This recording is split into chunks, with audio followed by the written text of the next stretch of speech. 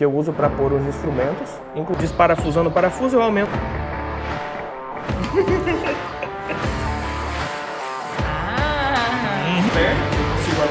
Como que eu vou tirar essa caixa daqui agora sem desparafusar alguma coisa? Fala, projetistas fora do comum, tudo beleza com vocês? Sejam bem-vindos a mais um vídeo da série Construa seu próprio laboratório de eletrônica e programação. E no vídeo de hoje, nós vamos construir a bancada, que vai aqui no fundo, a bancada que tem o lugar para pôr o osciloscópio, a fonte. Essa bancada também vai ter gavetas, a bancada que tem painel de ferramentas, que eu não sei se vai ter ou não, já conto para vocês. E o vídeo tá bem massa. Dá só uma olhada no projeto, no desenho 3D da bancada. Esse então, o desenho 3D da bancada, é exatamente como a bancada da frente, né? Que é essa bancada aqui, ó. Vai ser exatamente o mesmo projeto, tá uma bagunça aqui ainda.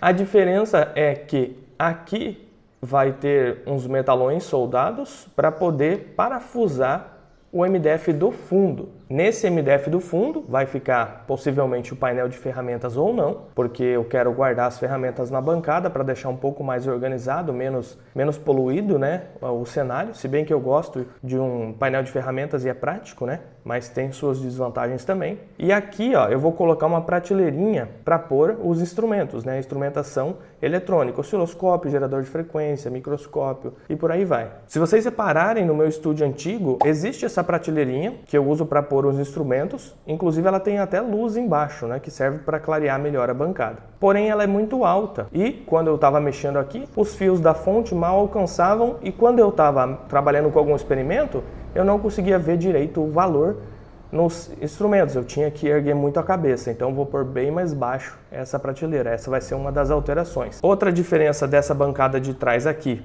para da frente é que não tem mais o suporte da CPU. Eu tirei porque não vai ter CPU lá atrás. E essa bancada também conta com 5 gavetas, tem 3,80 metros de comprimento também. Vocês sabem que o preço do ferro subiu demais e está bem caro.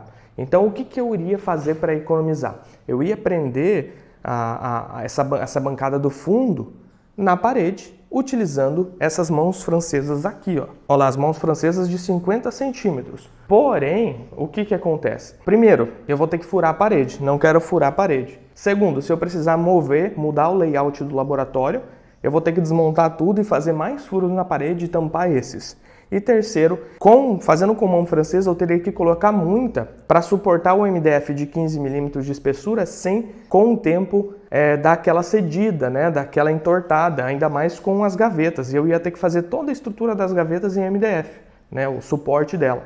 Então eu já preferi investir um pouco mais em metal, em ferro, e fazer uma bancada bem resistente, bem alinhadinha, que eu posso mover de um lado para o outro sem problema. Inclusive, se eu me mudar daqui, é bem fácil de transportar, não precisa ficar furando parede. Dá muito mais trabalho para fazer assim, mas eu acredito que fica bem melhor. Aqui está o desenho 3D, aqui já está o plano de corte, né? 4 peças de 3,7 metros, que serão as vigas, que são essas peças aqui. Tudo certinho para mim, só chegar lá e não ter que ficar medindo no desenho 3D. Ah, Marlon, mas e o desenho 3D dessa bancada, esse projeto, vai estar disponível para mim? Sim, pessoal, vou disponibilizar gratuitamente para vocês todos os projetos de todas as bancadas, inclusive do carrinho de solda, tá? Só clicar aqui embaixo, entrar no meu site e baixar para você poder modificar e montar a sua. É só ter o SketchUp instalado no seu PC para abrir, ele é gratuito. Ou gratuito, sei lá. Assim como eu fiz no vídeo de construindo o carrinho de solda, eu vou começar limpando o óleo que protege os metalões para mim não ficar sujo até na cara, né? Que aconteceu isso no último vídeo. Então bora limpar os metalões e cortar eles.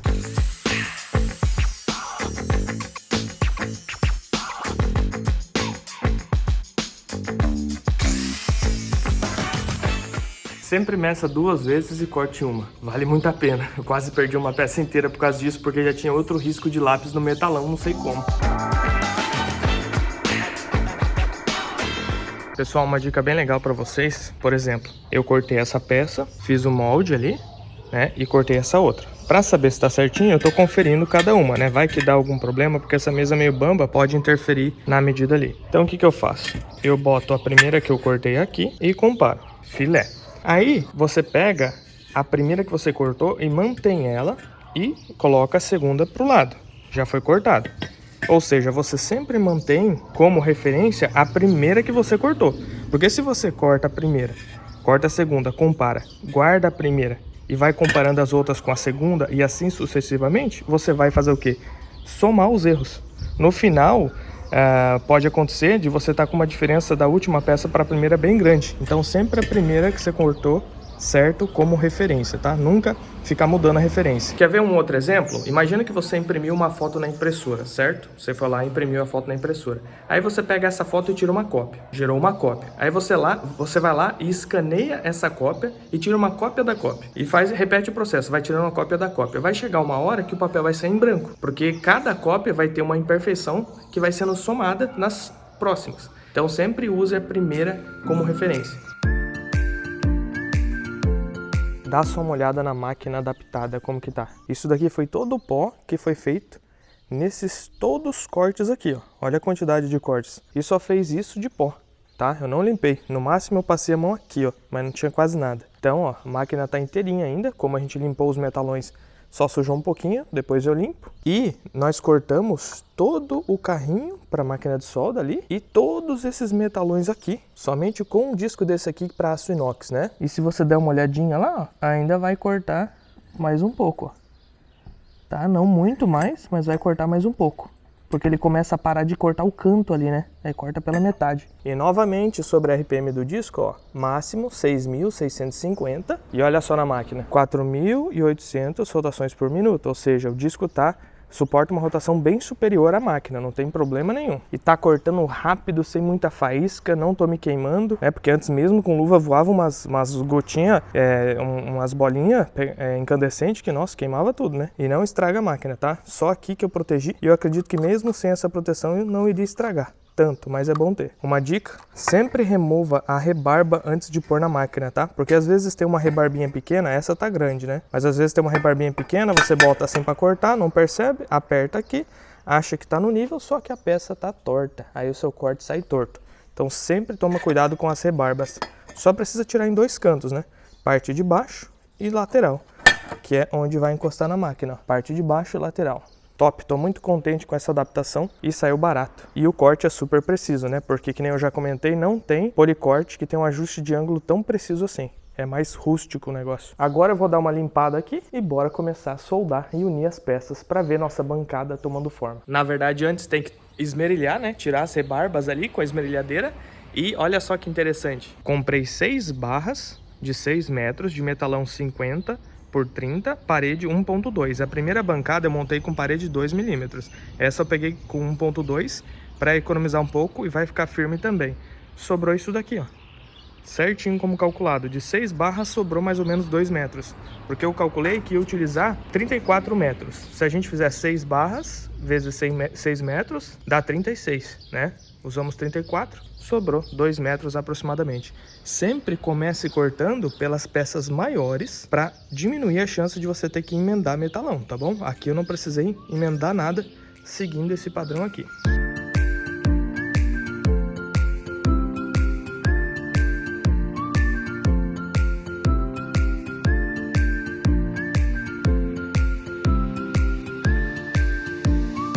Olha só quem vai entrar em ação, hein? Vai ajudar bastante.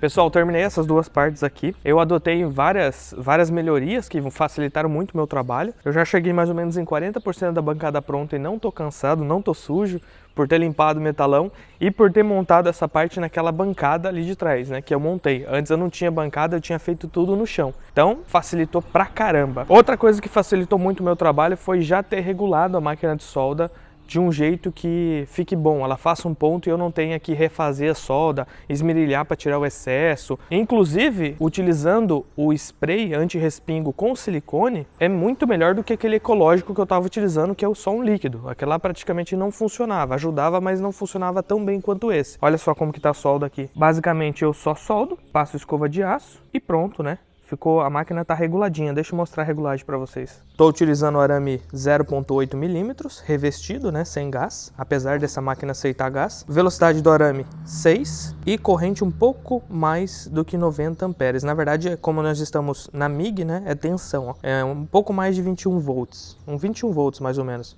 Lembrando que esses ajustes variam de máquina para máquina. O 6 do arame pode não ser o 6 da sua. Eu estou usando essa máquina aqui, ó, Smarter iTech Evomig 130. Sempre invista em ferramenta e melhorar sua qualidade na hora de você trabalhar. Você vai trabalhar muito mais feliz e mais rápido. Agora eu vou pegar aquelas duas partes ali e a gente vai unir elas. Está aqui. Vem cá. Ele fica fiscalizando aqui. Que gostoso.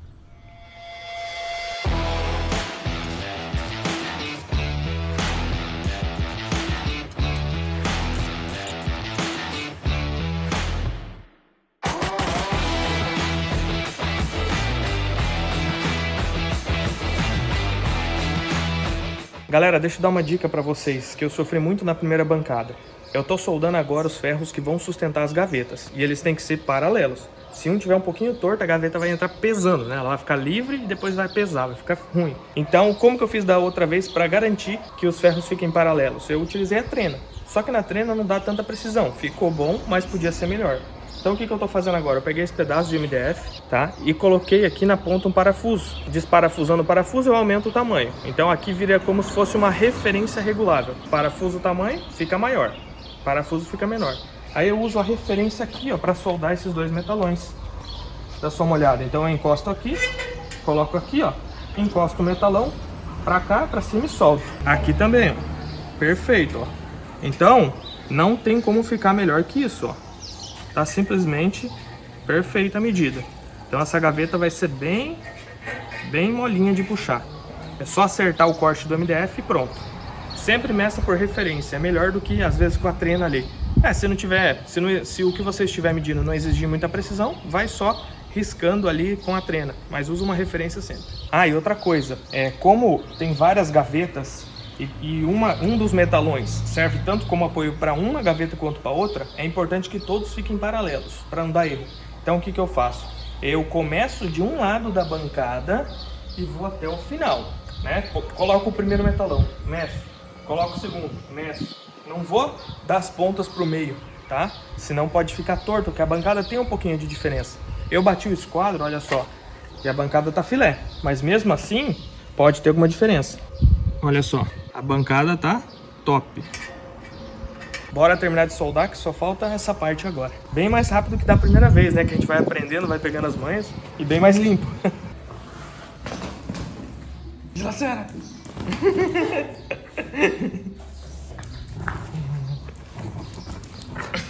Eu tô muito satisfeito com o ajuste que eu fiz nessa máquina, tá? Que nem eu falei, não sou nenhum especialista em solda, porém, dá só uma olhada aqui, galera. Acho que tá muito bom, ó. Boa penetração e acabamento tá incrível na minha opinião. Olha aqui, ó.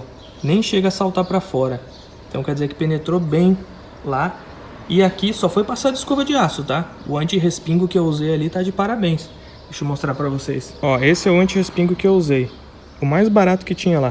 R$16. O outro que tinha lá custava em torno de R$69. Tô muito satisfeito. E lembrando, não tô recebendo R$1 de nada aqui, tá? Tudo nesse vídeo, todos esses vídeos, tudo eu comprei. Não ganhei nada. Ó, galera, esses daqui são outros pingos também que eu fiz, ó. Bem rápido.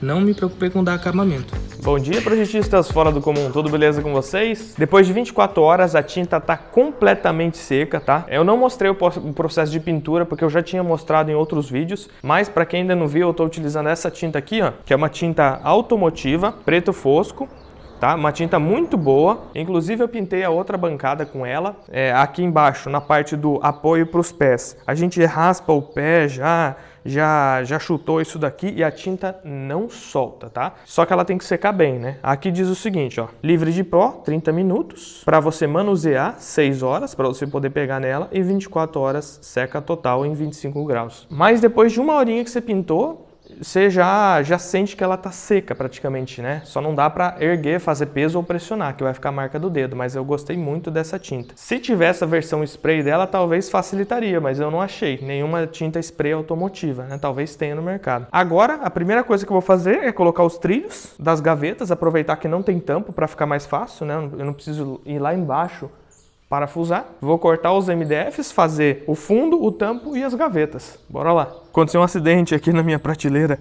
Fez um furinho aqui no canto do thinner. Eu acho que de dobrar ele, se bem que eu só dobrei 2 vezes. Ficou vazando, ó. Derreteu toda a pintura da lata e aqui derreteu a prateleira. Será que o negócio é forte? Ah, e agora vamos ver se cortar o MDF nessa mesa de corte aqui vai ser mais fácil, né? A peça grande, porque as pequenas é muito mais fácil, né? Você só passa e fica no esquadro certinho, desde que você ajuste a medida aqui. E é muito mais fácil de ajustar a medida aqui do que na guia da serra, porque quem viu os primeiros vídeos viu que eu sofri um pouco, porque eu usava o metalão como guia, media e depois passava a serra circular.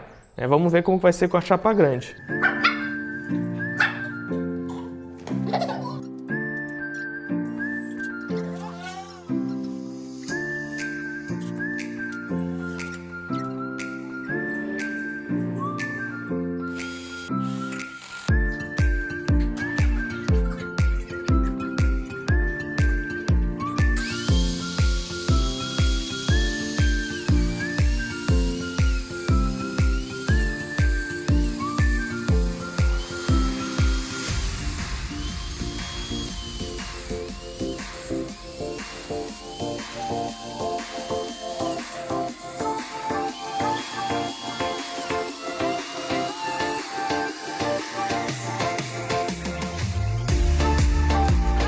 Galera, vocês viram como que foi, né? A minha serra é meio bamba, a mesa não é tão grande, porém foi até tranquilo, né, para fazer esse corte. Não sei o que seria mais fácil, se seria mais fácil pôr a guia em cima do MDF e depois passar a serra. O problema disso é que o MDF começa a separar e cair, então você tem que ter um apoio dos dois lados, exige muita preparação também.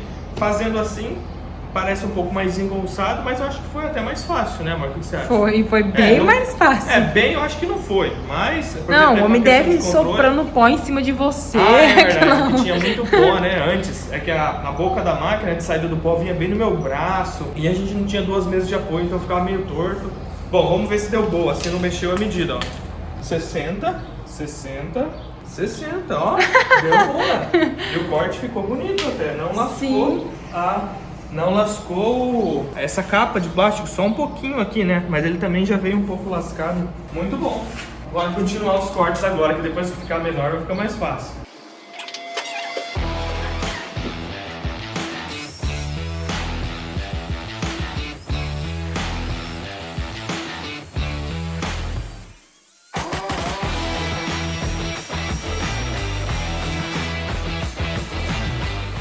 Pessoal, eu acho que com a serra de bancada fica bem mais fácil do que com a guia e a serra em cima do MDF, porque eu me lembrei de uma coisa. Tava dando muito errada a medida, porque conforme o MDF entortava, que eu não tinha um bom apoio, a régua ia saindo de lugar. E eu tinha que descontar a distância das serras, né, da serra circular até a base dela. Então era meio complexo, às vezes o laser não batia, então dá um pouco mais de esforço aqui, talvez, mas eu prefiro, porque tem que levantar a chapa e tal, mas eu prefiro assim, que eu só bato a medida ali e pronto. A gente errou umas 3 vezes a medida sem querer, né? Sim. Eu confiro umas 10 vezes cada lado, antes e depois, né? Até o último momento de cortar.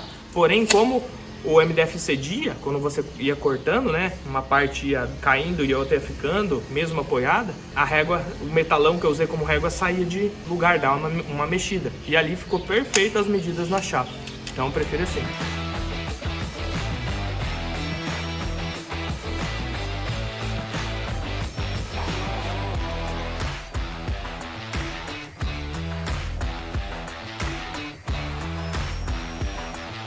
O O sistema de coleta de pó tá funcionando bem, galera. Olha só, cortamos tudo aquelas chapas e só ficou isso aqui no chão, ó.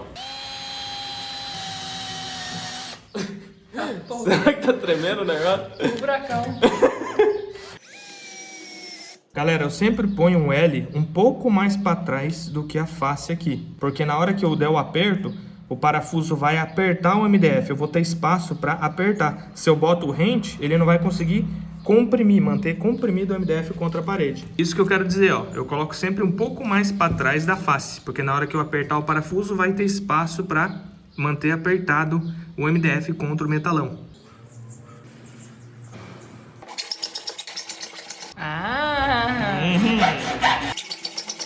Aqui é chatinho, mas vai ainda.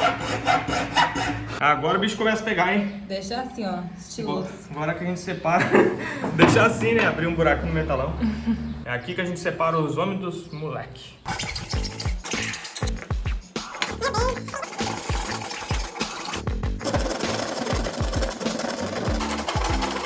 Comprar uma dessa daí pra deixar seu pé, mano. Não aguenta, tem que ser uma esmerilhadeira.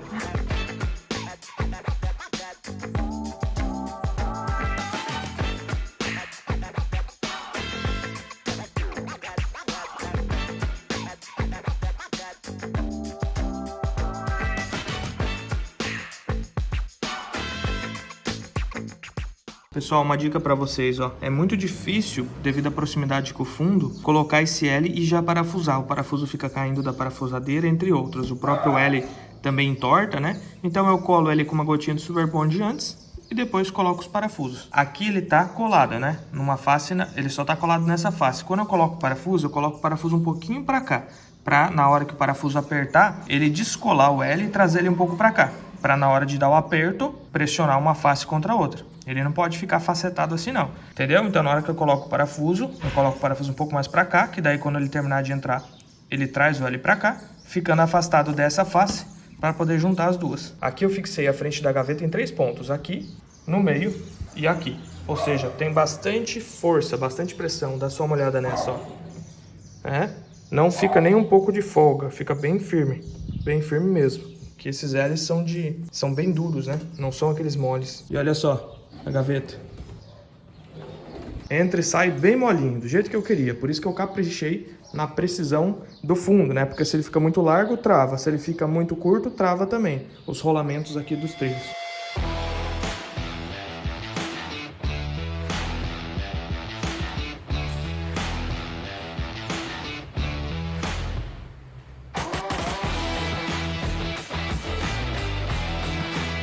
Agora eu estou decidindo a altura da bancada, ela é muito importante. Eu estou levando em consideração o quê? Ergonomia para trabalhar confortável, acesso aos instrumentos, espaço para você trabalhar, porque essa bancada de cima, ela praticamente quase que dobra o espaço de bancada que eu tenho. É essa bancada mais essa, porém ela acaba tirando, entre aspas, um pouco o espaço da de baixo, né? Porque eu não consigo abaixar tanto. Essa altura vai ficar uma altura bem interessante, porque ó, o osciloscópio vai ficar bem na minha cara, na altura dos meus olhos. Aqui eu consigo apoiar os pés bem confortavelmente. A altura da gaveta não bate na minha perna, eu consigo abrir ela indo para trás.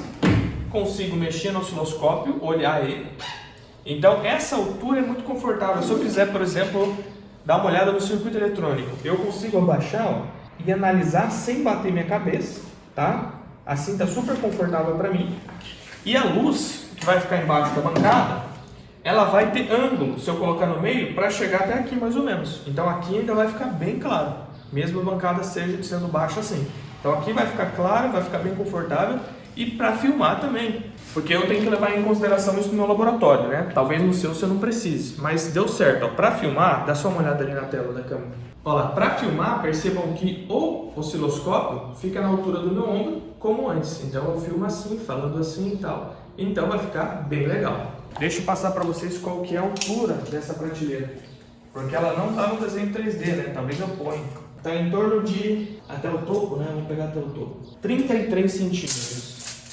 Na verdade, até o topo é 32 centímetros, tá? Até o topo do MDF, da base da mesa até o topo do MDF. Para parafusar essa prateleira aqui, eu vou parafusar de lá para cá E eu vou usar essa rebarba aqui que eu fiz, né? Esse estendido da bancada, como apoio. Então, se a mesa, se eu colocar peso em cima dessa prateleira e ela quiser descer, aonde que ela vai bater lá? Vai bater aqui.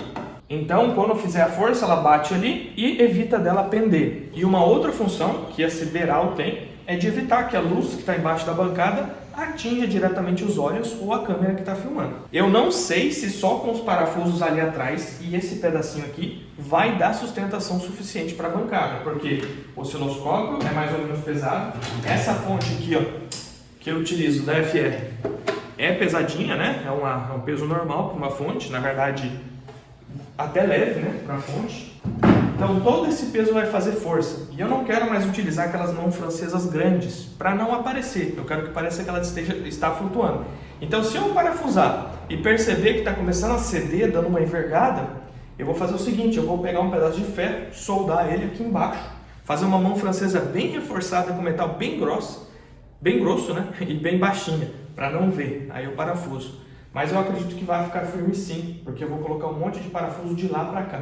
Vamos ver, espero que sim. Bora lá então riscar aqui, furar para o MDF não inchar na hora que o parafuso entrar e ele rachar, e instalar essas prateleiras aqui.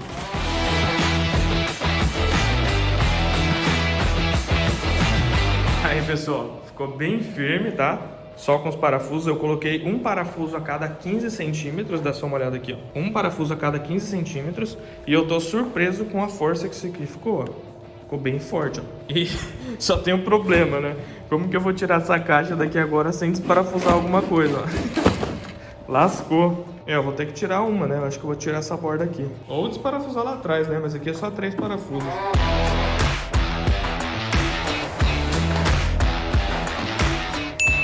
Pessoal, a bancada está praticamente reta, centralizada, conforme vocês podem ver aqui no nível.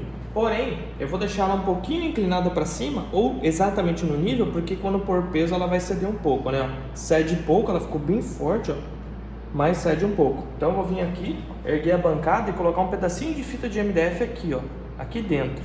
Ele vai ficar escondido, esteticamente não vai aparecer, e ele vai dar uma inclinada na bancada, para quando pôr peso ela ficar normal. Vou fazer isso para todos.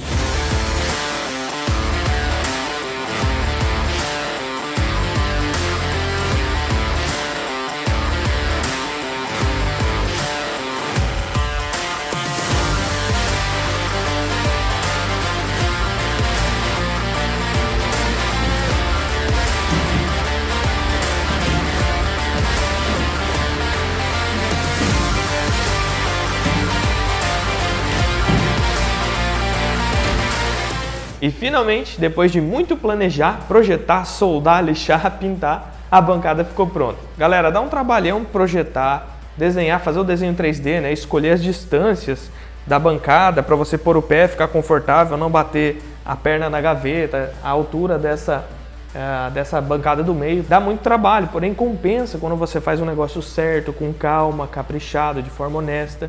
Então, mesmo que você esteja no meio de algum processo, de algum projeto que você está fazendo e está pensando em desistir, foca no final, no benefício. Esquece o agora, esquece o momento, que vale a pena no final. Se você começou a desistir no meio, você já perdeu metade do processo, tá? Então não faça isso. Eu estou muito satisfeito com o resultado dessa bancada. Agora vai ter bastante gaveta para guardar tudo que eu quero. Comenta aqui embaixo para mim o que você achou dessa bancada e se você tem alguma dica de como nós podemos continuar montando o nosso laboratório de eletrônica e programação. No próximo vídeo, eu acho, a gente vai terminar a parte elétrica e organizar os componentes eletrônicos. Eu digo eu acho porque às vezes pode entrar um outro vídeo, talvez eu dê prioridade para outra construção, porém vai ter muito conteúdo aí pra gente pra frente. Vai dar um trabalhão também fazer a elétrica dessa bancada, fazer os furos, colocar as tomadas, posicionar os componentes, mas isso que é divertido, isso é divertido demais. E não se esqueça de se inscrever, curtir o vídeo para mais vídeos de como construir seu próprio laboratório de eletrônica e programação. Vejo vocês no próximo vídeo, pessoal.